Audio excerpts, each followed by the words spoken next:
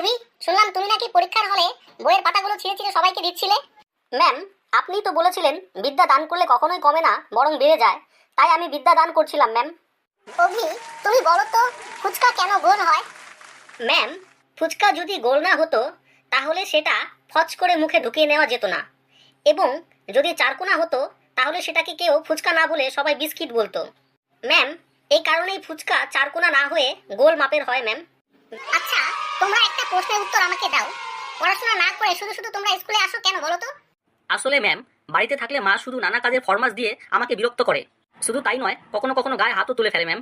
তাই আমরা স্কুলে আসি যাতে করে আমাদের মা বাবারা একটু স্বস্তিতে থাকতে পারে এবং একটু বিশ্রাম নিতে পারে।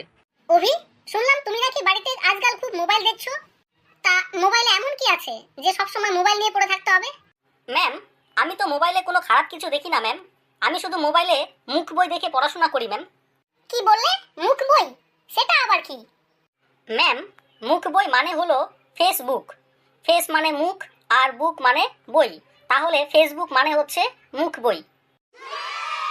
ম্যাডাম, আপনি যদি অনুমতি দেন তাহলে আমি আপনাকে একটা প্রশ্ন করতে পারি? বলো, কি প্রশ্ন করতে চাইছো বলো।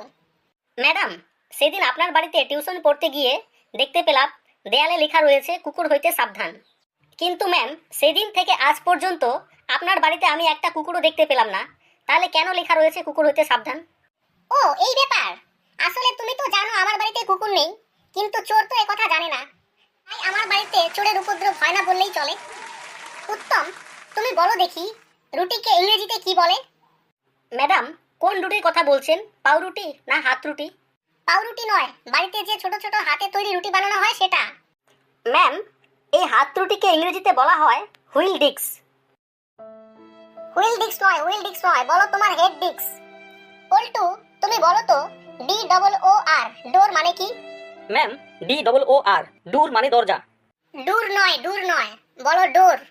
ডোর মানে দরজা। ঠিক আছে ম্যাম, ডোর মানে দরজা। ম্যাডাম, বলছিলাম আমি গণিতে সব বিষয়ে পাশ করে যাই, কিন্তু পাটিগণিতে শুধু ফেল করি কেন? কারণ পাটিগণিতে তুমি শুধু এক্স খুঁজে বেড়াও, তাই ফেল করো। ম্যাডাম, বলছিলাম আমি যদি পরীক্ষায় ফেল করে যাই তাহলে পরে কি হবে? তাহলে তুমি পরের বছর আবার পরীক্ষায় পাশ করার চেষ্টা করবে। কিন্তু ম্যাম, আপনি পরীক্ষার প্রশ্নগুলো একটু সহজ করার চেষ্টা করবেন না? পড়াশোনা করো, তাহলে সবকিছুই সহজ মনে হবে। আর যদি না পড়ো তাহলে সবকিছুই কঠিন থাকবে, বুঝতে পারলে? বসো। বলছিলাম ম্যাডাম, আপনি কেন সবসময় আমাদের হোমওয়ার্ক দেন?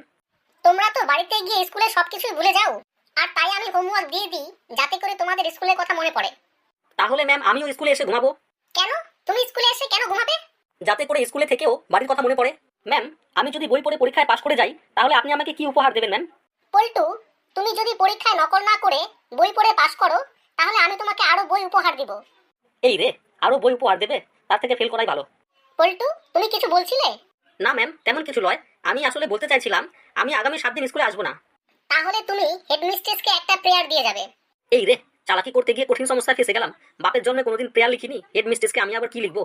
কি হলো পল্টু, কিছু বলছিলে? না ম্যাম, কিছু নয়। বলছিলাম আমি ছুটি বাতিল করে দিলাম, আমি কাল থেকে রোজ স্কুলে আসবো ম্যাম।